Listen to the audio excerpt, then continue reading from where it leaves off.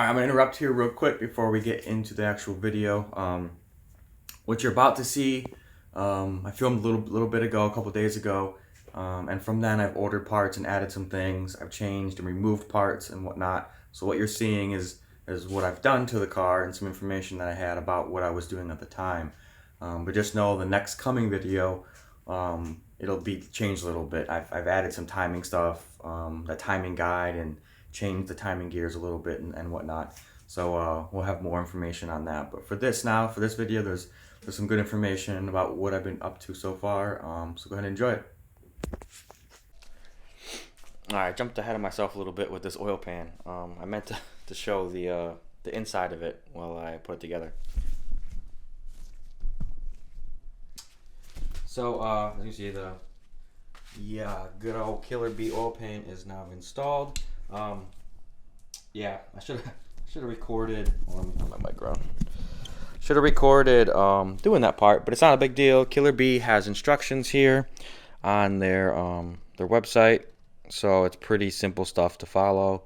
The only thing that I kind of messed up on is you're supposed to reuse 2 of the bolts for the windage tray from the OEM, and I did not have those bolts because I gave those bolts to the guy that bought my my old OEM oil tray. So I had to find some bolts that I knew would work in there. Not a big deal. For the easiest part, it went together pretty well as far as the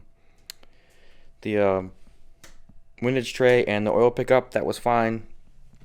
I didn't really think about this because how much I needed a low torque wrench, like a low foot-pound torque wrench. So unfortunately, this cheapo depot Harbor Freight one is all I really had to do those bolts, but they're only 7.5 pounds there, and then these bolts were 5.5 pounds. So this is the biggest thing I want to talk about real quick. This is the oil pan, right? I'm confused on how much oil or how much of this stuff to use everywhere. Permatex, right? Everybody has their own opinion on how much you want to put everywhere. From here, the oil pan, all that stuff. And I see people glob that crap on. I see people use minimal.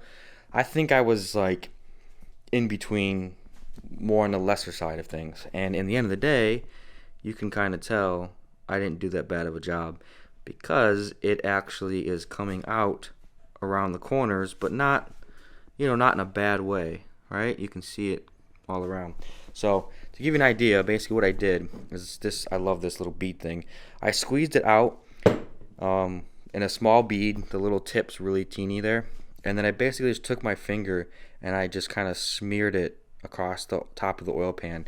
And it basically, you're going to see me run my finger to show that its thickness is there. But this is all I basically did. And it's pretty, it's pretty thin on there. And at the end of the day, when you come here and you look, like I said, you can actually see the blackness beating out, or whatever, coming out all around. So I know that was enough because of that. Like, you don't want to overdo it. You don't need to overdo it.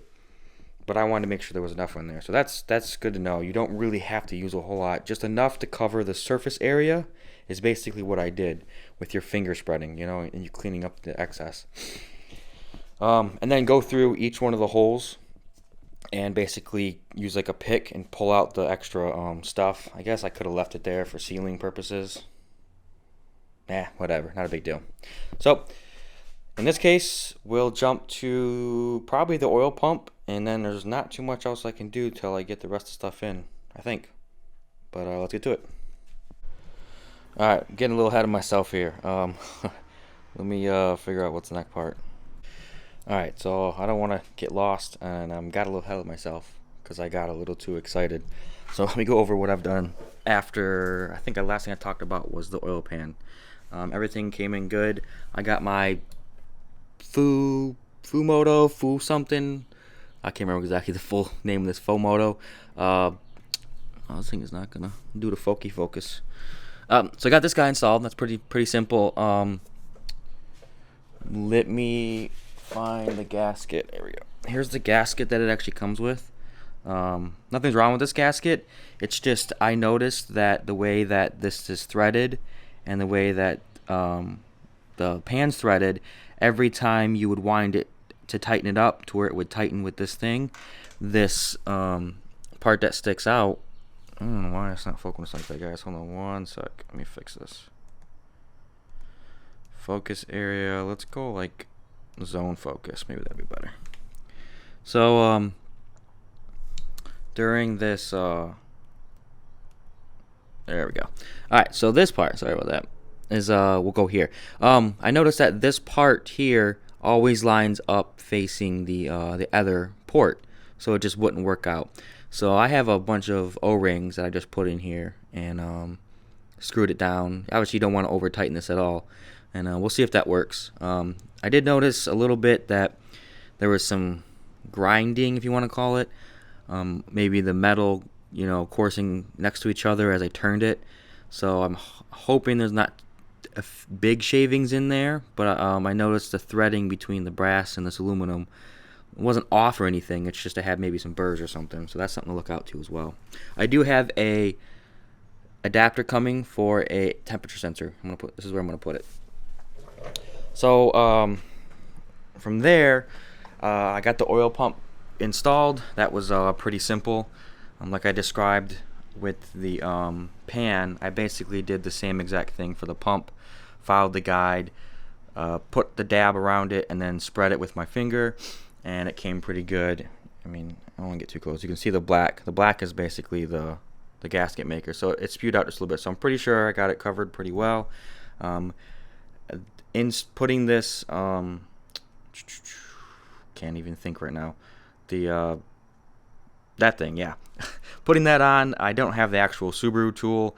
I used a 30 millimeter or 32 millimeter, and I just carefully smacked it on, and it went flush.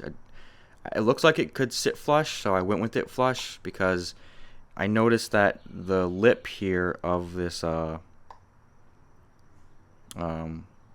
sorry, I'm getting distracted. I noticed the lip here kind of sits too close to this end, this black part, right? So now it sits further back, the lip of the thing. All right, let's try this again. So I noticed that on the seal here, that brown lip, which you can barely see. Let me grab a little screwdriver because I want to point this out to you guys. This part right here, it sat too far up on this lip, so I made sure that gasket or that seal went all the way flush with the bottom end. From there, I then tightened down everything like I was supposed to, and that part was pretty simple. Next thing I started working on was, I had to cut the video quick. So got this installed, pretty simple, nothing crazy. The oil cooler. I'm not going to use the sandwich plate now because I no longer need it. So that's cool there. Ran some hoses. I didn't replace any of the coolant hoses, or if I did, it's just one or two because they were bad. But these Subaru hoses, man, these things hold on for life. They're in pretty darn good condition. So I'm reusing them. If that fails me later, that's my fault. But I'm going to go ahead and reuse them because they were like $6 each, and I just didn't want to buy so many of those to replace them all. So got this on. Water pump was pretty simple. New water pump, new Subaru OEM water pump, new gasket, new thermostat came with the gasket, and then the spout here. Installing the thermostat was pretty simple. It does describe it in the manual to basically do it in a alphabetical sequence, and I don't know, call me a dummy. I'm not really understanding what that meant. All I saw was that these bolts were labeled in the picture A, B, C, D, E, F in a counterclockwise way, starting with this one is A. And one of the pictures actually put a crisscross, like this area was, there's like 4 areas basically. They cut it in half into 4 areas. So when that happened, I kind of decided to do this like any other install and do A, C, E, and then circle back around to B, D, F, whatever. So I kind of did that. I skipped a bolt and did it. I think that's what they wanted me to do. But that came out pretty easy. My previous engine installer, because these are the same bolts from my old engine, I think they put gasket maker on these bolts when they installed it. I did the same thing, because when I pulled those bolts off, it had gasket stuff on it. So I put a little dab on the bolt threads, just kind of spread it, not much at all, and I put that in there. I think that should be fine. I guess it makes sense why they did it, so I followed that. I did get a new oil dipstick and oil dipstick tube. All the top stuff up here is pretty much stock. Nothing else going on there. So I'm just gonna get the rest of the cooling stuff installed, and also the timing cover, because some of these parts here go on first. I did purchase all new plastics, or all new rubber stuff, so all this stuff is new. It got a little expensive doing it, but for this stuff, I wanted to protect it the best I can. So this little cheapy foam stuff, basically, you probably could use 3M, but I went ahead and ordered it from Subaru. I was already there buying stuff. So I'm going to scrape off all the old stuff and replace all that foam stuff. And the last package here just arrived, and this is the RCM, Roger Clark Motorsports kit, and it includes the HKS timing belt. So this is Subaru OEM based parts. They source it directly from the same place Subaru does. I then looked at these and compared them to my old OEM ones, and everything matches up. So that's pretty spot on. And then we have the wonderful HKS belt. This focus is gonna be weird real quick. HKS timing belt. So this thing smells like rubber, like that new smelly good rubber, not that nasty tire rubber. This actually smells like crazy colors. I hope this stuff doesn't come off. It doesn't seem to when I scrape it with my finger, but I know the blue one, the Gates one, comes off, but I mean it's HKS, so it should be in good shape. So yeah, that's there. I'm gonna get started and I'll update you again. I'm gonna start today off as day 2, I guess, even though it's been multiple days, but this will be like the next video over. I got a lot done that I wasn't technically able to record, mainly because motorcycles in the back. My buddy has been working on his old Harley Davidson here, and in the background, and a bunch of them came over, so wasn't able to do exactly what I wanted this to do, record, but we'll catch you up here and go over exactly what I did, and we'll see. As you can see, the timing is set up. So from last time, I think I spoke about the oil pump, water pump, and a few extra things. So we'll just kind of start with what I have now. The cooling stuff I went ahead and put together on top. Not too much going on here. This crossover tube did have 2 O-rings that attached to the block. I didn't order those, but the ones I had were still in pretty good condition, so I did reuse those. Hopefully that's not an issue too much. PVC hoses and stuff are hooked up. Coolant hoses, like I said, I reused a lot of those hoses, so there hasn't been too much of an issue there. Once I start putting things together, I'll kind of see how these old hoses and the routing of them works out. I may change that depending. Back here, I did do this cooling mod thingy-majigger here. So I don't know if you guys have heard this or come across this, but basically, from the understanding of things, the cylinder 4 here, the way the water comes across the block, it doesn't technically hit this corner of the block. So the way the water is pulled through from the pump, it kind of misses part of the area around the head. The area around the cylinder wall. And from what I've been reading, at least, that's technically why the knock sensor is also right here on cylinder 4. And I know for sure in the tune for Subaru, they actually adjust the timing a little bit for that as a compensation. So I think Get a Dom tune, he was the first one to come up with it. I wasn't really against him or not getting his kit. I just went with the cheapest one at the time. I'm kind of regretting it.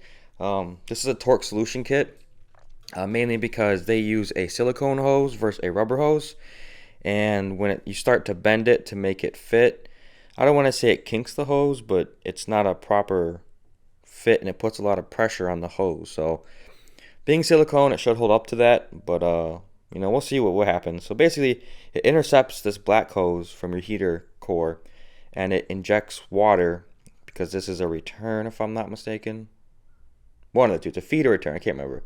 But this port here, which is the exact same thing on this side, they have a optional port, which I'm not sure what that one was meant for, but it's there, and it pulls water across that side of the cylinder, to give it some coolant. And supposedly, with the testing these few companies have done, it actually helps out. And really, it's not that much. Yes, it's a few extra hoses that could possibly leak, but for what it supposedly does, it's an option. And for 60 to 80 bucks, it's not a big deal. So from there, got my new dipstick, a few other things here, and got everything else in now, so I'm ready to go. So as far as timing goes, right, this is set up. This was my scariest part that I was the most worried about, was getting this timing done. I've done timing on American cars, domestic cars and stuff, and whatnot, and not that I expected this to be any really different. The timing concept's the same, but obviously this is an expensive engine, so it worried me a little bit. But in the end of the day, a few videos following the FSM guide, field service manual.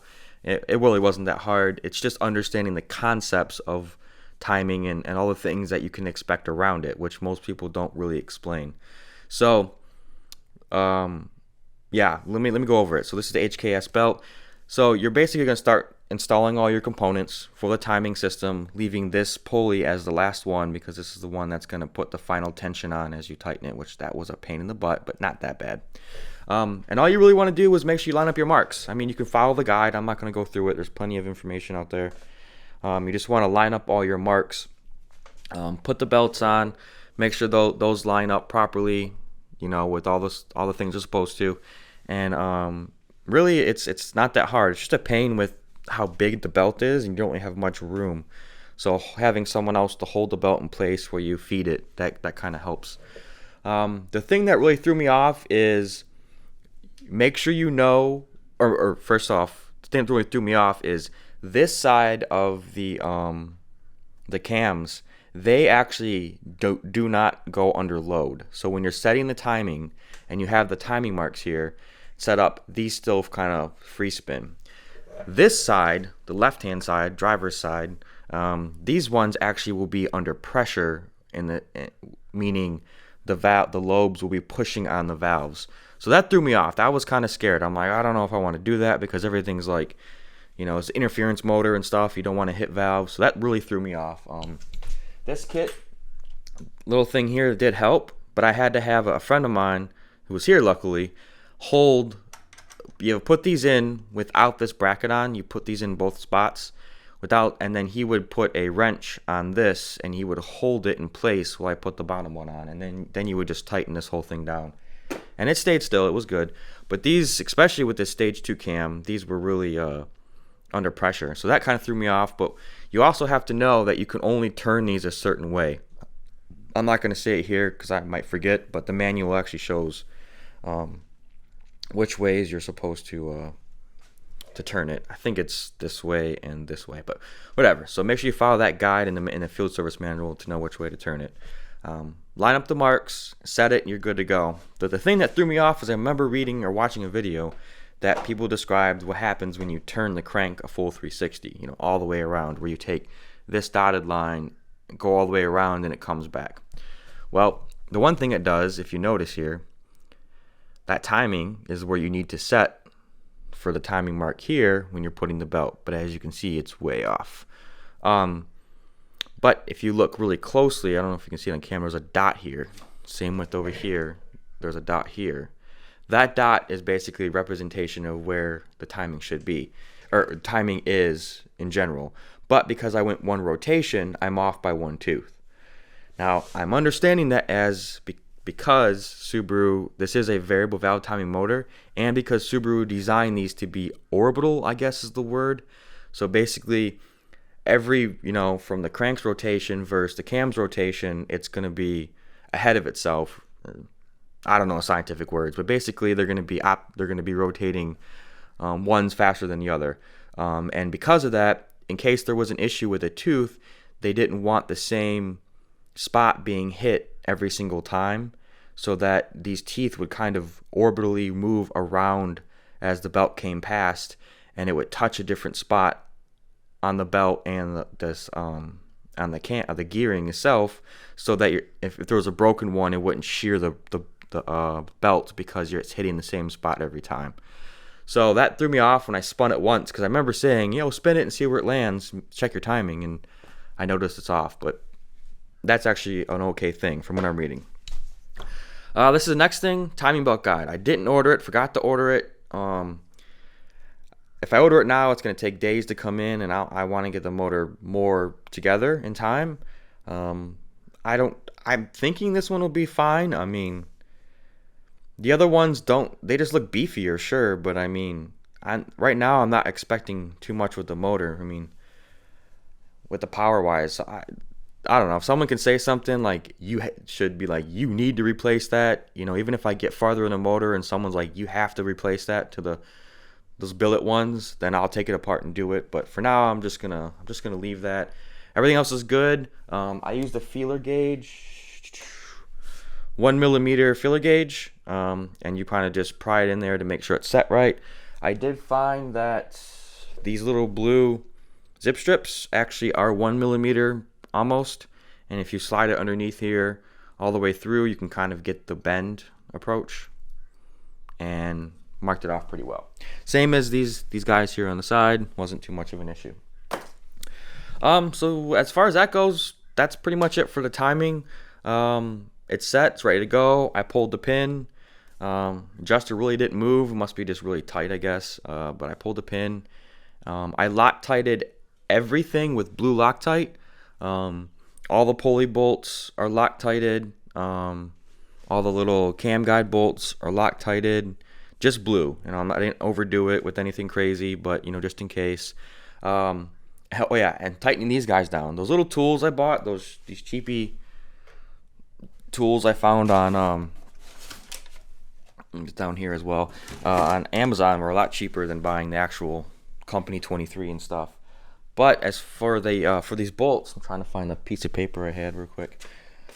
You're supposed to tighten them at like 21 pounds or 22 pounds, and then another 40 degrees, right? So I came up with a very rudimentary way of doing it. A piece of paper with a 45 degree angle, and I started basically from this angle, and I spun the torque wrench down to this angle, and that gave me my 40 degrees. It ended up being around 60 pounds or so. I didn't check the torque wrench as diligently as I should have, but it was somewhere around 45 or 60 foot-pounds. But I know I hit my mark on this, and that's for all 4 bolts on these single AVCS EJ257 motors. Some of the other motors are different for these bottom ones down here. So I'm pretty confident in that. I will replace these seals here for the cam caps, I guess they're called. When I put those on, these are new bolts, and the crankshaft is a new bolt because these are torqued to an angle. Everybody was like, just buy new bolts. So that's parts there. Yes, these are all Subaru parts. I think I talked about that. That's pretty much it, I guess, from there. I'm gonna leave the cover off for now in case the timing guide becomes something I need. But I think I'll start working and finishing up on the top end and getting all those components put together. So I'll see you until next time.